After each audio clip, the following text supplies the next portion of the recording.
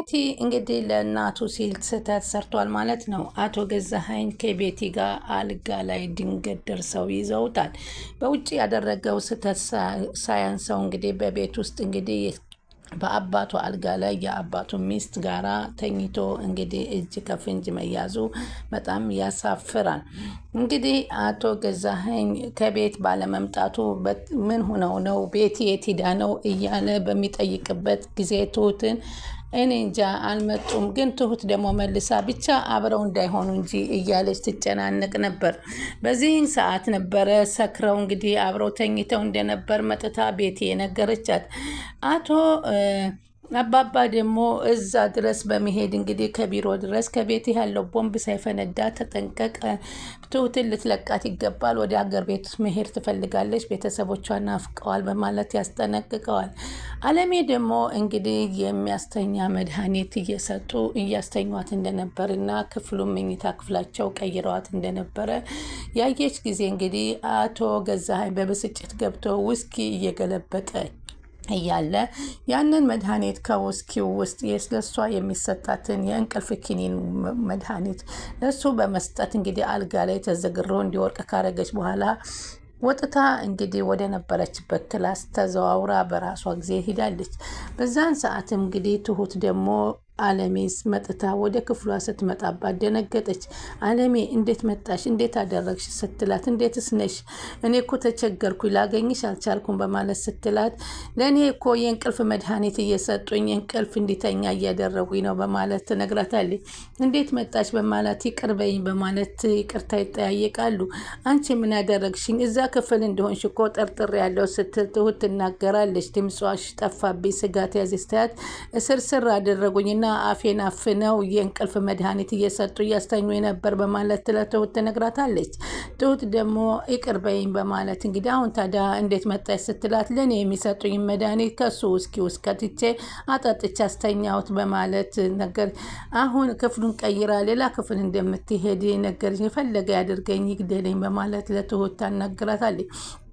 ትሁትም እንግዲህ ምን ሆነው ዘገዩ በማለት በጭንቀት እየተዋጠች እያለች ቤቲ በመምጣት በጣም ቆንጆ ላይፍ እንዳሳለፈች እና ከናቲ ጋር ተኝታ እንደመጣች ስትነግራት በጣም ነበረ የተናደደችው። ትሁት በቅናት በጣም ነበር የተንጨረጨረው። ገዚ እኔ በሌለሁበት ሰዓት እናቱን ሚስቲቱን አወጣት እንዴ? ወዴት ወሰዳት በማለት ስጠይቃት ክላሷ ውስጥ አለችልሽ አለቻት። አለሜ ክላሷ ውስጥ ናት? አዎ ክፍሏ ውስጥ ነች በማለት ትነግራታለች። እንግዲህ ጥሩ አለች። መጀመሪያ ለናቲ ሁናቱ መኖሯን ነገርኳት በማለት እና ከዛ በኋላ የታደርሽ በማለት ስትጠይቃት የት ይመስልሻል እስኪ ገምች አለቻት። እኔ እንጃ እንዴት ልገምት እችላለሁ በማለት ስትነግር ከናቲ ጥሩ ጊዜ እንዳሳለፈች እንደ ወጣት ተዝናናሁኝ፣ አደርኩ፣ ተደሰትኩ በማለት ስትነግራታለች። በዚህን ጊዜ ተበሳጭታ አባባ ጋር ደውላ እንድታገኛቸው ትነግራቸዋል። አባባ እኔ ለመከራ የተፈጠርኩት ለምንድን ነው አንድ አይነት ነገር የሚገጥመኝ በማለት ትነግራቸዋለች። አንቺ እኮ ልጅ ነሽ፣ በየቤቱ ብዙ ጉድ አለ እኮ ታገሺ። እኔ ብቻ ነኝ እንደ ሰው ቤት የምሰራ? ሌሎችስ ለምን በየሄድኩበት የሚገጥመኝ እንዳለ ችግር ነው እሳ? እሺ የተፈጠረውን ንገረኝ ሲሏት አባባ ልጄን መረጥኩኝ፣ ናቲኑ ካድኩት በማለት ትነግራቸዋል። ልክ ነሽ፣ ልክ ከሆንሽ ለምን ታለቅሻለሽ አሉ። አሁን አንተም ራስህን ራስህን መርጠሃል፣ ምንድን ነው አድርግ የምትለኝ በማለት ትናገረዋለች። እና እንግዲህ ናቲም የትሁት ልጅ በመኖሯ በጣም ተቀይሟል። ምክንያቱም ለምን ተዋሽኛለሽ? አባቴን እናትህ የለሽም ብለሽኛል አላት። አዎ አንተም ከእናትህ መላይ ልትወደኝ አትችልም። እኔ ልጄን አላፍርባትም፣ ወደፊት አላፍርባትም፣ ክብሬ ናት አለች። ምን እንዳናደደኝ ታውቂያለሽ አላት ናቲ። እናቴ በህይወት እያለች ሞታለች ማለትሽ ክፉ የተባለችው ሴት ግን አዘነችልኝ። እሷም አንተን ለማገኘት ነው እናቴ ነገረች። እኔ ደግሞ ልጄን ላለማጣት ተናገርኳለች። ራስ ወዳድ ነች ሲል ትሁት ይላታል። ራስ ወዳድ አንተ ወዳድነት አንተ እናት እኮ ለእኔ መልካም ሴት ናት። አንተም ለእናትህ ጋር ለማገናኘት ቢሆን እኮ ልጄን አላጣም አለች። ምትወጂ መስዋዕትነት ምከፍልልኝ ትመስሊ ነበር፣ እናቴ እንዳገኝ ትረጅኝ ነበር አላት። እወድህ ነበር ግን ከልጄ በላይ አላረግም። አንተም እኮ ከእናትህ በላይ ልታደርገኝ አትችልም አለች። ቢያንስ እንኳ ይቅርታ ትጠይቀኝም ሲላት፣ ሲገባ አንድ ቀን አንተ ይቅርታ ትጠይቀኛለህ በማለት ችግሩ ግን ያኔ ይረፍድባል በማለት አስጠነቀቀችው። ለማንኛውም ቡናውን ጠጥተህ ትሄዳለህ ሲል ቡናውን አልጠጣም፣ አንቺ አፈላሽውን ምግቡንም እሷ የሰራችውን አልበላም ማለት ጀምሯል። ስለዚህ ይሄን ነገር እንግዲህ ትሁት ናት ከመጀመሪያው ናቲን ተቀራረብ፣ እሷንም እናት የምታገኘው በቤቲ አማካኝነት ነው ብላለች። ቤቲንም ናቲ ጋር እንዲገናኝ ካደረገች በኋላ ታዲያ አሁን ምን ሆና ነው በቅናት እንግዲህ ትሁቴ እያለቀሰች ያለችው? ግራ ገብቶናል። ሰላም ወደ ቻናሌ ተከታታዩ ሰላማችሁ በያላችሁበት ይብዛል። ለቻናሌ አዲስ የሆናችሁ ሰብስክራይብ፣ ላይክ፣ ሼር እያደረጋችሁ አበረታቱኝ። እንግዲህ ናቲን በእናቱ ደካማ ጎኑ ገብታበታል ቤቲ። እናትህን ዛሬ ማግኘት ትፈልጋለሁ ስትለው አዎ አላት። እንግዲያውማ እንደዛ ከሆነ ዛሬ ከገዚህ አልጋ ላይ አብረን መተኛት አለብን ስትል ትነግረዋለች። እንዴት ከስህተት ላይ ስህተት እንፈጽማለን በማለት ሲነግራት፣ ታዲያ ምንም ችግር የለውም፣ ታዲያ ዝም ብዬ እኔ መስዋዕትነት ሆንልሃለሁኝ እንዴ? እኔም እኮ ራሴን አሲዝና አባትህን እኮ ነው እንደዚህ የሚያደርገው አለችው። አይሆንም ቢላትም ጥሩ ከሞት ጋር ተጋፍጬ ጋር እናትን ማሳይበት ምክንያት የለኝም ስትል አስጠነቀቀችው። በእናቱ መጣችበት። ቢሆንም ግን ስህተት መፈጸም አልነበረበትም። የአባቱ ሚስት ጋር መተኛቱ ትልቅ ስህተት ነው ብለን ነው የምናስበው። በሌላ መንገድ መሄድ ሲችል በህግና ህግ ወስዶ በፖሊስ አባቱን አምጥቶ አስገድዶ እናቱን ማገኘት ሲችል በዚህ ልክ እሷ ጋር ተጎትቶ አልጋ ላይ ገብቶ መተኛቱ በጣም የሚገርም ነው። አቶ ገዚም በመጀመሪያም ተጠራጥረዋል። እንደገቡ ቡኑ ምግብ እንብላ ካሉ በኋላ እስኪ አይ አንሄድም ቡና ልጠጣ ነው የመጣሁ ሲል ቡና ይፈላልሻል ሲላት ቡና የሚፈላልን ውጭ ልጋብዝህ ቢለውም አይ ቡና የቤት ቡና ነው የሚፈለገው ስትለው እንዴ ምንድነው ይህን ምክንያቱ በማለት በጣም ተጠራጥረው ስለበይ ትሁቴ አሉና አቶ ገዚ ቡናውንም አፍሊላቸው አዎ በማለት ይናገራል። እንግዲህ አቶ አባባም ወደ ቢሮ ሂደው ከሱ ጋር ይነጋገራሉ። እባክህ ልጅቱን ወደ ገጠር መሄድ ትፈልጋለች፣ ወደ ቤተሰቦቿ ላካት በማለታን እኛ ሁላችንም ትልልቅ ሰዎች ነን፣ የሚሆነውን ሁሉ በእድሜያችን ቢሆን ጥሩ ነው አሉ። አቶ ገዛኸኝ ደግሞ እንዴ ምን እያልክ ነው?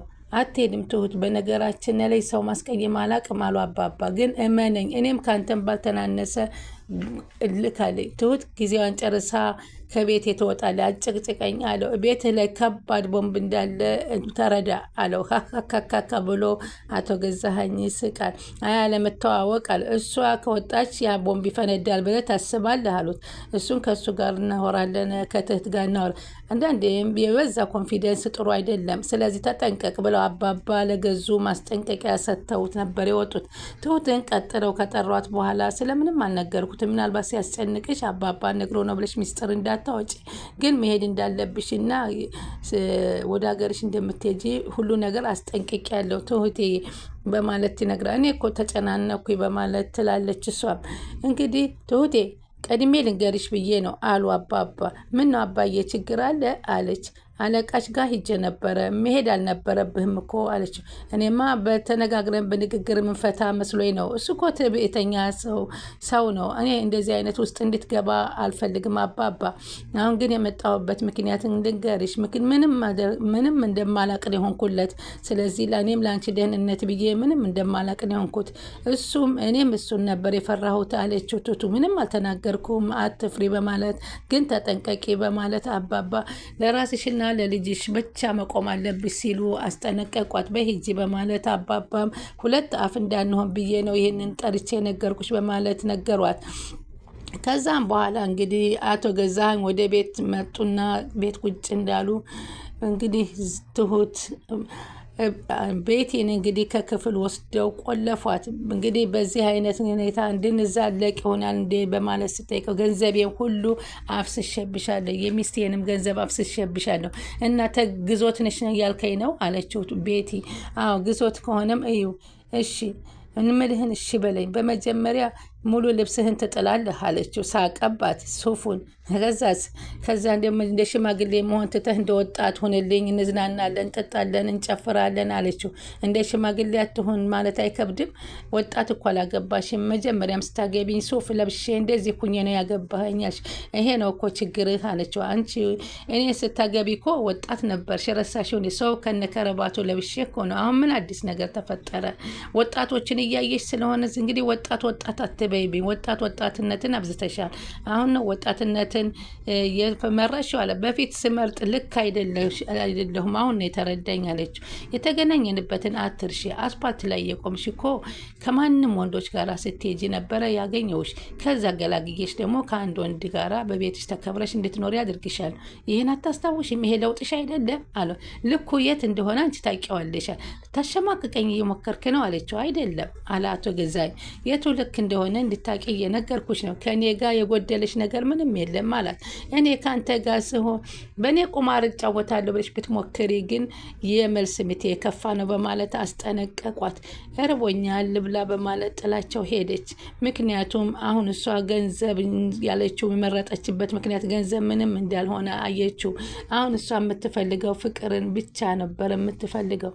እንግዲህ ናቲና ቤቲ አብረው ተቀምጠው ቡና አፍሊ ካሏት በኋላ ትሁትን አውቃ ለማስቀናት ብላ ቤቲ እጇን እያነሳች ከናቲ ላይ ጫን ስታደርግ ወረድ ያደረግባት ነበር። ግን አንድ ጊዜ ልምጣ ብዬ ብሎ በመሄድ ነበረ ያናገረው። እንግዲህ ቤቲ ዛሬ ጥፊ ቀምሳለች። አቶ ገዛኸኝ እንግዲህ ባፈጠጠችባቸው ሰዓት እንግዲህ በጥፊ መትተዋታል። አንተ የመኖር ፍላጎትህን ጨርሰ ቤቲ ትሞት ነው የምትለኝ? ቤቲ አሏት። እንደዚህ አታዋሪኝ እያልኩሽ ነው አለት። አወራሃለሁ አለች ቤቲ።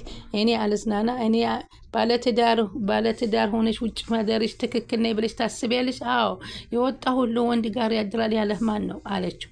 እና ታዲያ ምን? አንቺ እኮ ባለትዳር ነሽ። ባለትዳር ሴት ከውጭ እንዴት ነው አምሽታና ጠጥታ የምትመጣ?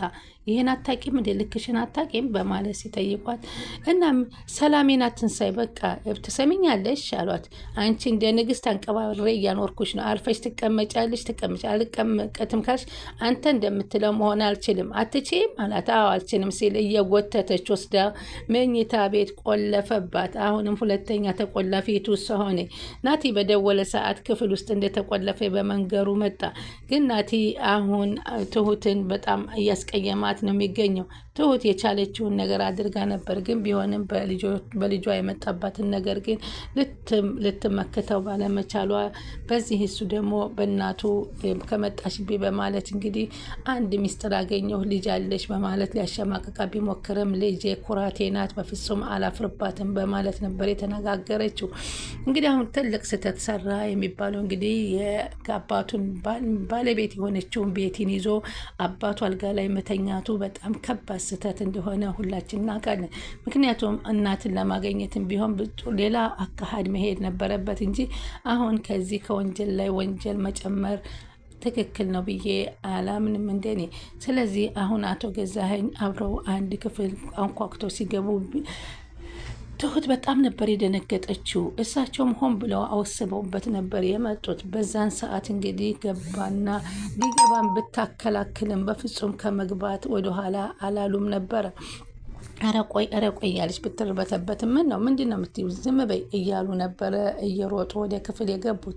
ወደ ክፍል አቶ ገዛኸኝ ሲገቡ ግን አልጋ ላይ ቤቲንና ናቲን ማገኘታቸው በጣም ነበረ ያስደነገጣቸው። ወዳው ደግሞ ሽጉጣቸውን ነበር የመዘዙት። ማንኛውን ሊያስወግዱ ይመስላችኋል? እስኪ ቀጣይ ምን ይከሰታል የሚለውን አብረን እንመለከታለን። ስለምትከታተሉን ከልብ እናመሰግናለን። ላይክ ሸር እያደረጋችሁ